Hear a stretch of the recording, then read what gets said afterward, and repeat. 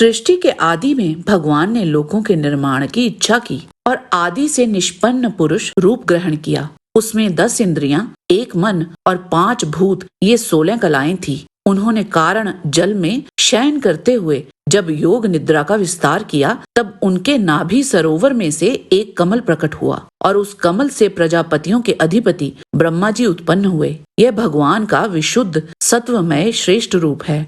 भगवान का यही पुरुष रूप, जिसे नारायण कहते हैं, अनेक अवतारों का अक्षय कोश है। इसी से सारे अवतार प्रकट होते हैं। आइए विस्तार से जानते हैं भगवान के अब तक लिए गए सभी अवतारों के बारे में। ओम गणपते चैनल में आपका स्वागत है। अगर आपको हमारे वीडियो पसंद आते हैं तो कृपया चैनल को सब्सक्राइब और वीडियो को लाइक अवश्य करें। इससे हमें और भी अच्छा कार्य करने की प्रेरणा मिलती है। विभिन्न धर्म ग्रंथों से ली गई रोचक कथाओं को सुनने के लिए हमारे दूसरे चैनल सुनो कथा को भी सब्सक्राइब करें। उन्हीं प्रभु ने पहले कौमार सर्ग में सनक, सनंदन, सनातन और सनत कुमार, इन 4 ब्राह्मणों के रूप में अवतार ग्रहण किया। अत्यंत कठिन अखंड ब्रह्मचर्य का पालन किया। दूसरी बार इस संसार के कल्याण के लिए समस्त यज्ञों के स्वामी उन भगवान ने ही रसातल में गई हुई पृथ्वी को निकाल लाने के विचार से सूकर रूप ग्रहण किया।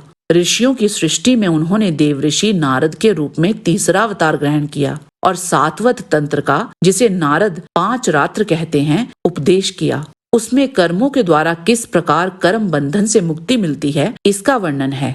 धर्म पत्नी मूर्ति के गर्भ से उन्होंने नर नारायण के रूप में चौथा अवतार ग्रहण किया। इस अवतार में उन्होंने ऋषि बनकर मन और इंद्रियों का सर्वथा संयम करके बड़ी कठिन तपस्या की। 5वें अवतार में वे सिद्धों के स्वामी कपिल के रूप में प्रकट हुए और तत्वों का निर्णय करने वाले सांख्य शास्त्र का, जो समय के फेर से लुप्त हो गया था, आसुरी नामक ब्राह्मण को उपदेश दिया। अनसुईया के वर मांगने पर छठे अवतार में वे अत्रि की संतान दत्तात्रेय हुए। इस अवतार में उन्होंने अलरख एवं प्रहलाद आदि को ब्रह्म ज्ञान का उपदेश दिया। 7वीं बार रुचि प्रजापति की आकुति नामक पत्नी से यज्ञ के रूप में उन्होंने अवतार ग्रहण किया और अपने पुत्र याम आदि देवताओं के साथ स्वयंभू मनवंतर की रक्षा की। राजा नाभि की पत्नी मेरु देवी के गर्भ से ऋषभ देव के रूप में भगवान ने 8वां अवतार ग्रहण किया। इस रूप में उन्होंने परम हंसों का वह मार्ग, जो सभी आश्रमियों के लिए वंदनीय है, दिखाया। ऋषियों की प्रार्थना से 9वीं बार वे राजा पृथु के रूप में अवतीर्ण हुए। इस अवतार में उन्होंने पृथ्वी से समस्त औषधियों का दोहन किया। इससे वह अवतार सबके लिए बड़ा ही कल्याणकारी हुआ। चाक्षुष मनवंतर के अंत में जब सारी त्रिलोकी समुद्र में डूब रही थी, तब उन्होंने मत्स्य के रूप में 10वां अवतार ग्रहण किया और पृथ्वी रूपी नौका पर बैठाकर अगले मनवंतर के अधिपति वैवस्वत मनु की रक्षा की। जिस समय देवता और दैत्य समुद्र मंथन कर रहे थे, उस समय 11वां अवतार धारण करके कश्यप रूप से भगवान ने मंदराचल को अपनी पीठ पर धारण किया। 12वीं बार धन्वंतरी के रूप में अमृत लेकर समुद्र से प्रकट हुए और 13वीं बार मोहिनी रूप धारण किया और दैत्यों को मोहित करते हुए देवताओं को अमृत पिलाया। 14वें अवतार में उन्होंने नरसिंह रूप धारण किया और अत्यंत बलवान दैत्यराज हिरण्यकश्यप की छाती को अपने नखों से चीर डाला। 15वीं बार वामन का रूप धारण करके भगवान दैत्यराज बलि के यज्ञ में गए। वे चाहते तो थे त्रिलोकी का राज्य, परंतु मांगी उन्होंने केवल 3 पग पृथ्वी। 16वें परशुराम अवतार में जब उन्होंने देखा कि राजा लोग ब्राह्मणों के द्रोही हो गए हैं, तब क्रोधित होकर उन्होंने पृथ्वी को 21 बार क्षत्रियों से शून्य कर दिया। इसके बाद 17वें अवतार में सत्यवती के गर्भ से पराशर जी के द्वारा वे व्यास के रूप में अवतीर्ण हुए। उस समय लोगों की समझ और धारणा शक्ति को देखते हुए आपने वेद रूप वृक्ष की कई शाखाएं बना दी।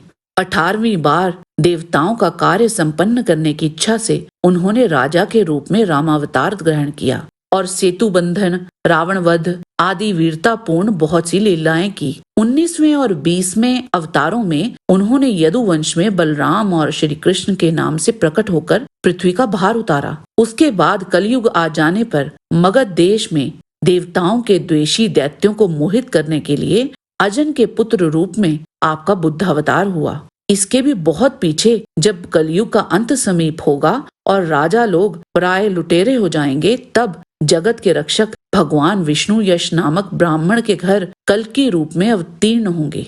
इस अध्याय के अंत में एक नोट दिया गया है जो इस प्रकार है। यहाँ 22 अवतारों की गणना की गई है, परंतु भगवान के 24 अवतार प्रसिद्ध हैं। कुछ विद्वान 24 की संख्या यूं पूर्ण करते हैं, श्री रामकृष्ण के अतिरिक्त 20 अवतार तो उपर्युक्त हैं ही, शेष 4 अवतार श्री कृष्ण के ही अंश हैं। स्वयं श्री कृष्ण तो पूर्ण परमेश्वर हैं, वे अवतार नहीं अवतारी हैं। अतः श्री कृष्ण को अवतारों की गणना में नहीं गिनते। उनके 4 अंश ये हैं, एक तो केश का अवतार है, दूसरा सुतपा तथा प्रश्नी पर कृपा करने वाला अवतार, तीसरा संकर्षण बलराम और चौथा परब्रह्म। इस प्रकार इन अवतारों से विशिष्ट 5वें साक्षात भगवान वासुदेव हैं। दूसरे विद्वान ऐसा मानते हैं कि 22 अवतार तो उपर्युक्त हैं ही, इनके अतिरिक्त 2 और हैं, हंस और हैग्रीव। ऋषि, मनु, देवता, प्रजापति, मनुपुत्र और जितने भी महान शक्तिशाली हैं, वे सब के सब भगवान के ही अंश हैं। ये सब अवतार तो भगवान के अंशावतार अथवा कला अवतार हैं। आज के वीडियो में बस इतना ही। आशा करते हैं कि आपको हमारा ये वीडियो पसंद आया होगा। कृपया इसे लाइक और शेयर अवश्य करें। किसी भी प्रकार की त्रुटि के लिए आप सबसे क्षमा याचना करते हुए आपसे निवेदन है कि प्रेम पूर्वक परम पिता परमात्मा को मन में धारण करें और बोलें, वैदिक सनातन धर्म की सदा ही जय। जय श्री कृष्ण।